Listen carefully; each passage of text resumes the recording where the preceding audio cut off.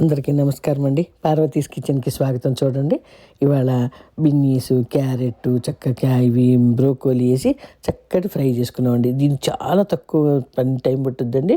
కొంచెం కళాయిలో నూనె వేసి, జీలకర్ర వేసి, దాంట్లో 2 ఎల్లుల్లిపాయలు, కరివేపాకు వేసి, కూరగాయ ముక్కలు వేసేసి హై మీద కొంచెం 2 మినిట్స్ చెప్పాలండి. వేపి చిటికెడు ఉప్పు, చిటికెడు కారం, చిటికెడు ధనియాల పొడి, అట్లా చిటికెడు జీలకర్ర పొడి వేసి దానికి 2 నిమిషాలు ఇంకా మళ్ళీ వేపేసేసి కొత్తిమీర వేసి బంద్ చేసేసేయండి.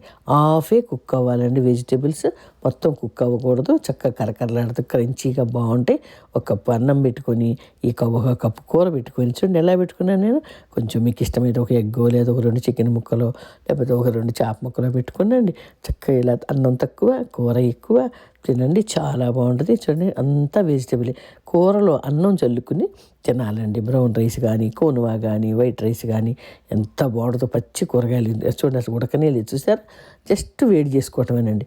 అలా తింటే మనకి స్టేబుల్గా ఉంటుంది, ఆకలి అవ్వదు. చక్కగా చాలాసేపటి వరకు మనకి ఆకలే అవ్వదండి. ఇది క్యాలీఫ్లవర్ కూర. చక్కగా ఇలా చేసుకోండి, అందరు ఇలా తినండి. అందుకని నేను చిన్న మీకు ఐడియా కోసం ఈ వీడియో పెడుతున్నానండి. నచ్చితే లైక్ చేయండి, మీ ఫ్రెండ్స్కి షేర్ చేయండి, నా ఛానల్ని సబ్స్క్రైబ్ చేసుకోండి. పార్వతీస్ కిచెన్. ఇలా కూరగాయలు ఎక్కువ తింటే చాలా మంచిదండి. ఓకేనా? అందరూ హెల్తీగా ఉండాలి, హ్యాపీగా ఉండాలి. అందరికీ నమస్తే అండి. చూసారా, ఒక ఎగ్గు, కొంచెం క్యాలీఫ్లవర్ కూర, కొంచెం బ్రౌన్ రైసు, లేకపోతే కూనువ, అట్లా ఏదైనా తినొచ్చండి. ఓకేనండి. Bye bye bye.